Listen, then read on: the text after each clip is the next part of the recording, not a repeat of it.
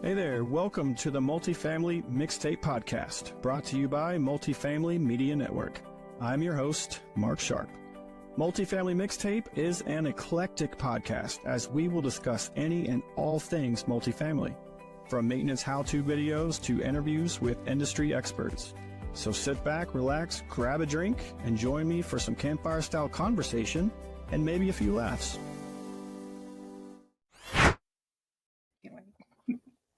Hey everyone, welcome to Multifamily Mixtape. My name is Mark Sharp, and joining me today from Upper State Apartment Association, we have the Association Director, Joy Davis, and we have Courtney Kittel. Courtney, what is your title now that Andrea's gone? You're sort of the everything. How would you like to be introduced? I'm the deputy. We have Deputy Courtney Kittel. My title will remain marketing communications because the goal is we're still going to hire someone to handle those other education and membership things. But for right now, Joy and I are here for all of their needs. Right. Awesome. Mark, I used to say that Andrea was my right hand. Courtney's my arm. Yeah. I buy I'm that. Sorry. As soon as we start recording, my cat sees something. I know that was so loud. Yes. We'll here. I'll mark that and we'll let it that. So it's okay. All right. So we're going to deviate a little bit today from a typical multifamily mixtape podcast. As most of you know, the Southeast was hit pretty hard the last week or so with a lot of rain, Hurricane Helene. And I asked Joy and Courtney to come on today to help provide us with some resources and some information from our friends at the Association of North Carolina and the Apartment Association of Western North Carolina. We have been in touch. We do have some asks and some needs. So we're going to step aside from the typical mixtape information and get into how we as a multifamily community can help out some sister affiliates in this time. So Joy, can you tell us a little bit about some of the information you received this morning? Yeah. First off, Mark, thanks for having us on here and sharing the resources that we've been able to pull together and try and help others through the resources available. As Mark said, our area has never seen this devastation before. We were warned and, semi-prepared, but nothing could prepare us for what we've experienced. And I personally haven't really experienced it. So my heart goes out to all those that are out there that have, lost homes, lost loved ones, no electricity still. So, of course, the goal of friends and family up here in the upstate are to assist any way we can. Our wonderful members are reaching out, people from North Carolina, all over South Carolina, Tennessee. How can we help? What can we do? And we all had the same answer. We don't know. So Upper State Apartment Association just started early in the week. We started a flyer to our members and a GoFundMe page and just kind of started distributing it. Everybody get it out there, share it. We'll start collecting items. And then hopefully the first part of next week, we'll be able to take some of those items up to the apartment communities in Western North Carolina.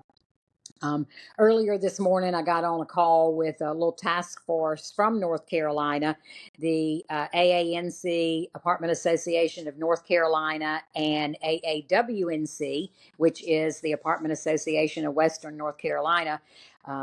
Representatives from all over are on there, suppliers asking how can they help. They provide their resources, products and services to help.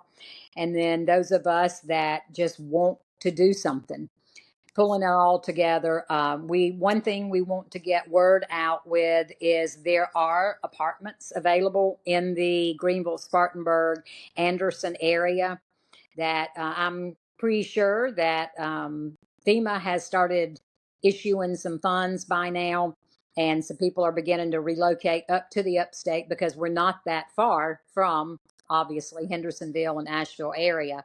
So we will be generating a list of apartments that are available so that individuals in need, displaced, can take advantage of that, as well as raising funds and items to be delivered to the area. So what's the general consensus up there? You know, you said we were warned, but there was no way in the world we could have prepared for what happened. 40 trillion gallons of water fell in that period of time. And just to kind of put that into perspective, I made some notes off of what I've seen. So the French Broad River crests at 1.5 feet. Well, it actually reached 24.6 feet over that time. Ooh. You can fill the Dallas Cowboys football stadium 51,000 times with that amount of water. And then also 619 days worth of water flowing over Niagara Falls. Like, to put into perspective what 40 trillion gallons of water is like. And in the mountains, all those low spots act as funnels, and it just wreaked havoc on Asheville, Chimney Rock. The Lake Lord almost failed. There's just a ton of devastation that is going to affect a lot of people for a very long time. And it's not stopping. That water has also become mudslides now, landslides. It's a terrible, terrible trickle down effect. And I'm not a hurricane specialist, but I don't recall ever a time that a hurricane affected our mountains.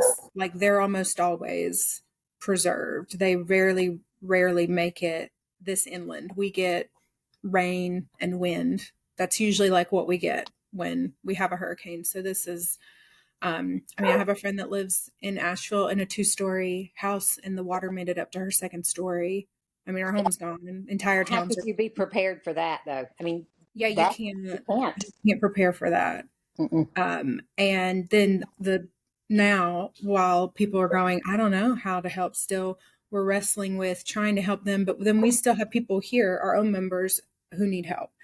There was 1.2 million people out of power just in our little Greenville, Spartanburg, Anderson area. My family, my mom doesn't have power, my sister, that's 6 days now.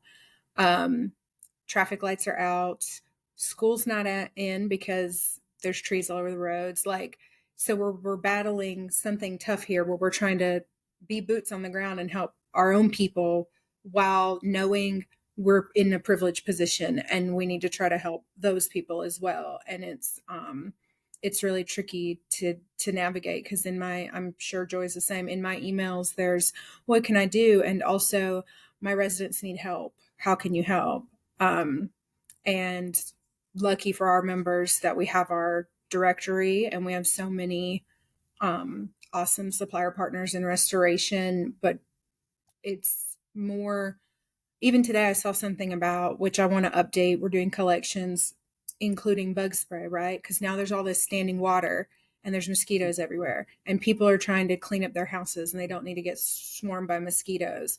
And then that brings in pest control. And then there's the water damage. It's like, there's so much more happening here that people need assistance with than I would have ever. Mold, mildew, it just goes on and on, beyond just the towns that don't even exist. For the people that can sort of hold on to their homes, how do they get that back?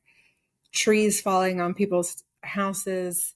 I've had a tree fall on my car before, and insurance will say it's an act of God. There's a lot of barriers in front of everyone that's affected right now. So long road. Really, if all we're doing is taking them water and fruit snacks, then so be it. I'm going to do what I can. And I know our members are behind us in that regard. And that's a great support to have, which is why we're trying to do these collections hard and fast. And and think about what they actually really need beyond food and water, flashlights, charcoal. Well, I mean, the needs are really all over the place. Mm-hmm. Right. Yeah. I was with my daughter last night. We're lucky enough to have gotten our power back yesterday, and like a lot of people, kind of had to empty my refrigerator out and get rid of some stuff. But we went to the grocery store right up the street. It finally got its power back, and we went up for some essential things that we needed, plus some things that we didn't need, but we wanted. I wanted my energy drinks, so just to be able to do that, a lot of people take Take it for granted. for granted. And we met a couple there that was displaced from Asheville. FEMA had been able to get them here, and they were working on a housing situation, but showed us some videos from their phone about the devastation of their home and they had two daughters, but it was you see it on the news, you hear it, you read all the posts on social media. I would say I've seen the news, but haven't had power, haven't been able to watch the news other than what you see on social media, and you can't really verify what's true or not anymore on social media. But to be able to talk to two people who escaped it was just kind of made the whole thing feel different for us. It wasn't just a story. Physically talking to somebody that was impacted by that was very eye-opening. Mm-hmm. So for I don't know who watches my podcast. I hope a lot of people do, but for those people who are going to see this and they want to know what they can do to help, Joy, where can we send them to get those resources, and what can we do? Okay. Upper State Apartment Association has set up the web page, blog on our web page at www.upperstate.org. And then everything that you see there, share it. Share it on Facebook, Instagram, phone calls, text, however you can. And we know that, unfortunately, the victims, North Carolina victims, obviously don't have power, but hopefully they do have cell towers right now. But any way that you can get word to them about the resources, there's food coming, there's water coming, but in the interim, there's still a lot of things that are needed. And we're keeping the website updated with that. We also have the GoFundMe that I mentioned earlier. If anyone wants to make a monetary donation, 100% of that's going to go to AAWNC and the multifamily victims there in that area. And I don't like to use the word victim, but they were victimized pretty much. They're grieving, and all the money, whether it be the funds that are going or the money will be taken and purchased items of need, we'll let North Carolina decide that. Right. But nothing is too small. But Upper State website, again, upperstate.org, has all the resources there, and we're keeping them updated as things change.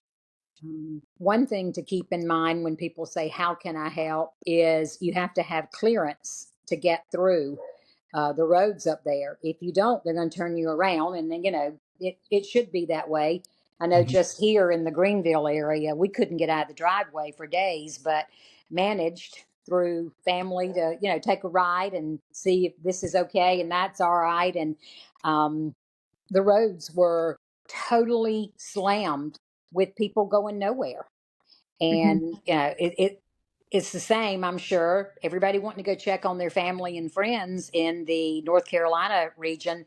And there has to be some control. Now, Courtney, what is that website that people can go to? You have to have clearance. So you can go to this website and request and state what it is and why you would need to be in the area. It's ncvoad.org, the North Carolina Voluntary Organizations Active in Disaster. They have a, how to help. You can go in there, volunteer, log in for communities near you, but they will funnel you to where physically is closest and what roads are safest and get you clearance to drive. Another thing to keep in mind is people are just trying to drive and go take things and help. Do you have gas to get there? Because you cannot rely on finding gas. Also, we have been really lucky in the Greenville area. We have a little private airport, and some private plane owners have been generous enough to fly resources. When you see things like that, I know it's almost sounds fake. It's real. So if you see someone taking collections for private plane to go take resources, like take them, absolutely donate, go towards those. But I've seen a lot of really well-meaning people just being like, you can Venmo me and I'm going to drive this stuff there. And little do they know they're not going to get it where they want it to go. And that's also not safe.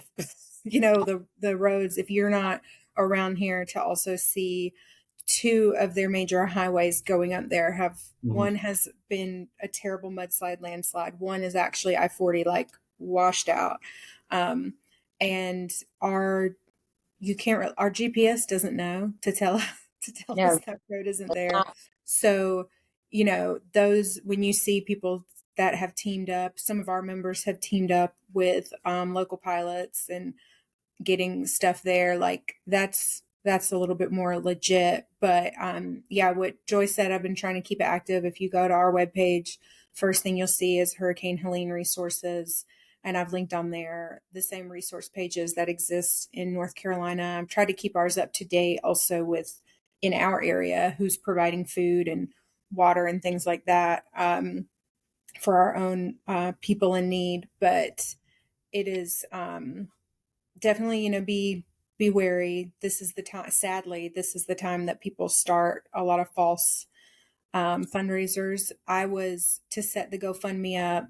The GoFundMe asked a lot of questions, which as they should, right? Like really hard trail to make sure this is going to where it needs to go. So, every link you see in a Facebook story is not always legit, sadly.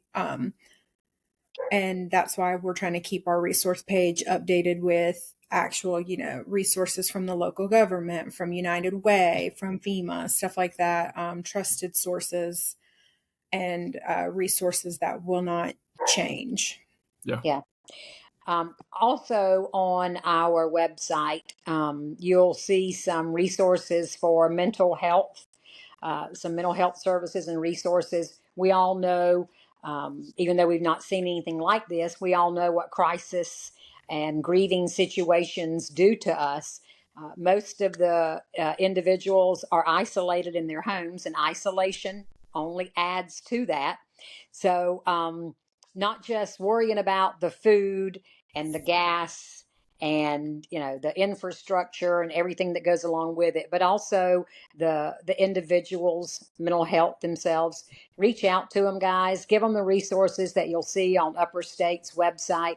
But maybe time to phone a friend. Pick up the phone, see if you can get through to them. Air carrier, however you can get. Just reach out, lend a hand. Sometimes friendship alone will provide that safe haven that we all need. Right. Our local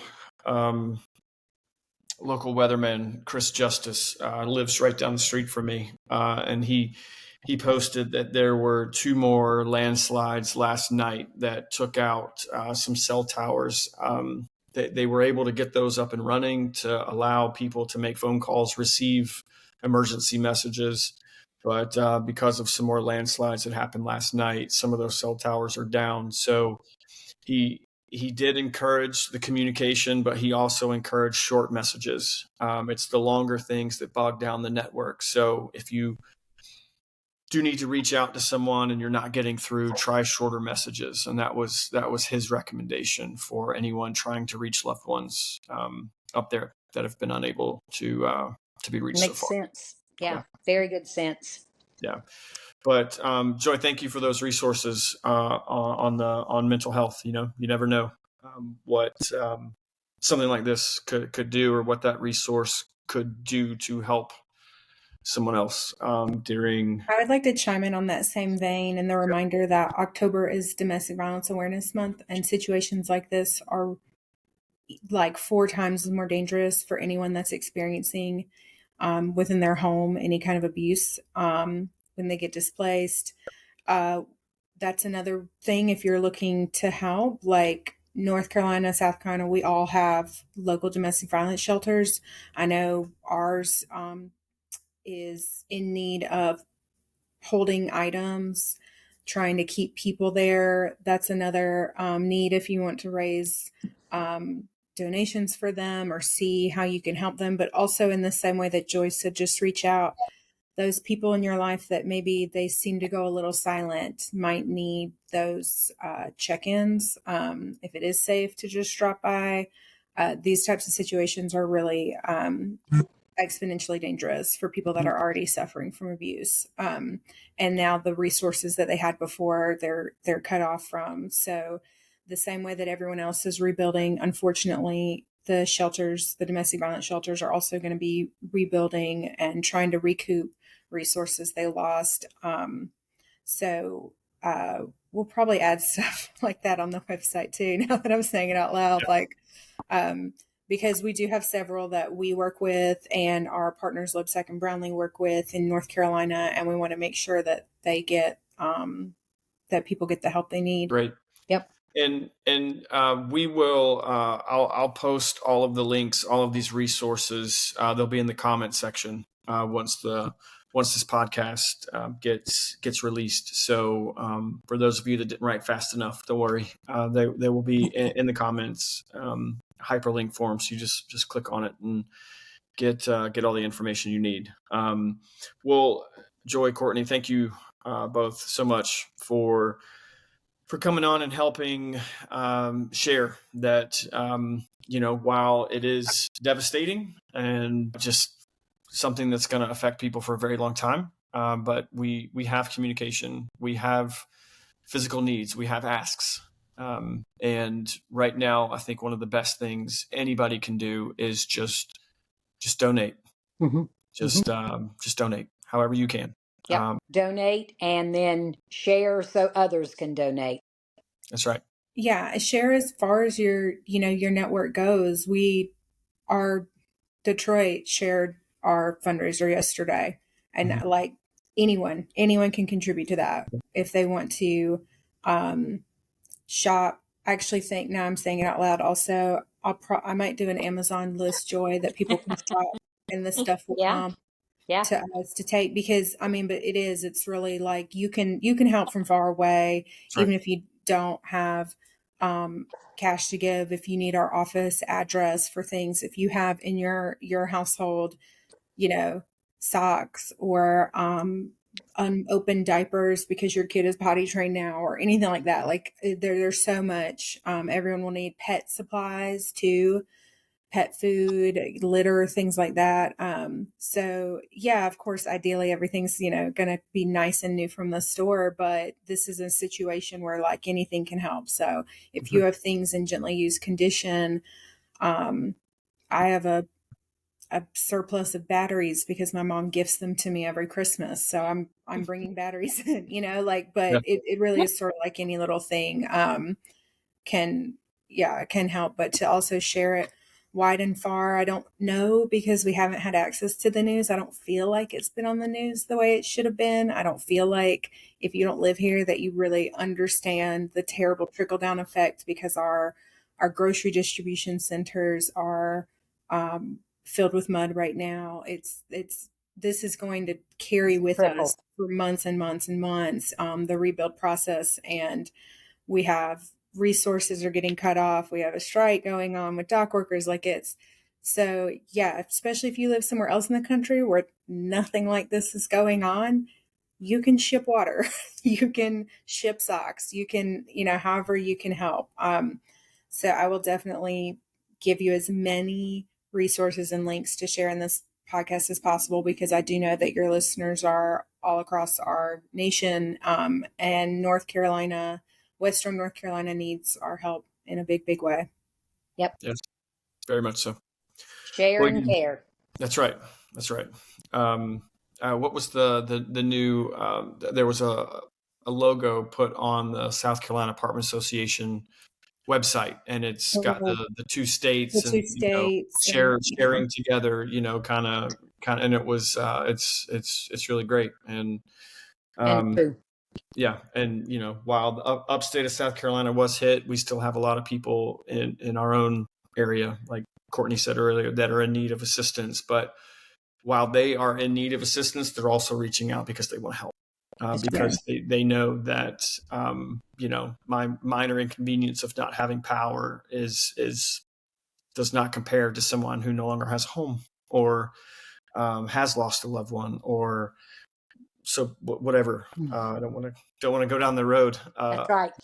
But it's we're all in this together, and the multifamily industry is a strong industry of caring people. So we know that our voices can reach a little broader and reach some individuals who this is a normal Tuesday for them. But whereas we just were ill prepared.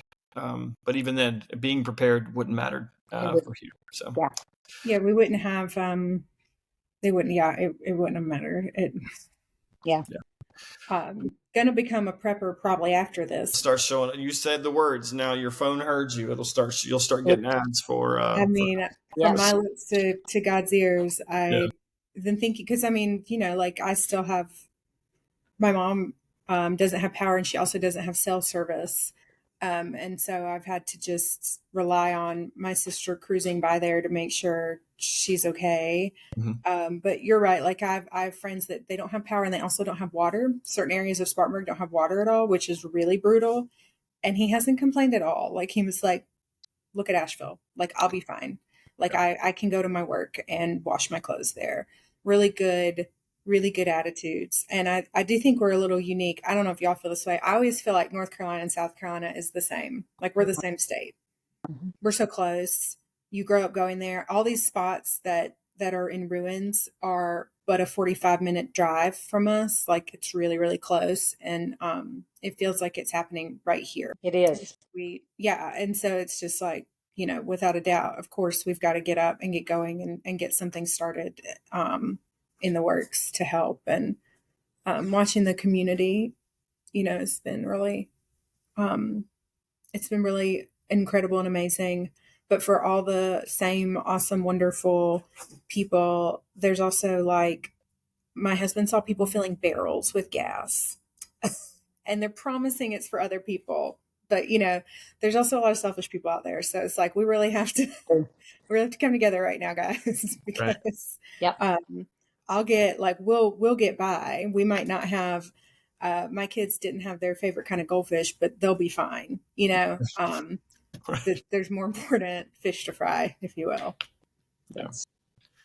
Well, again, thank you both for joining me on such short notice to put out this request for help.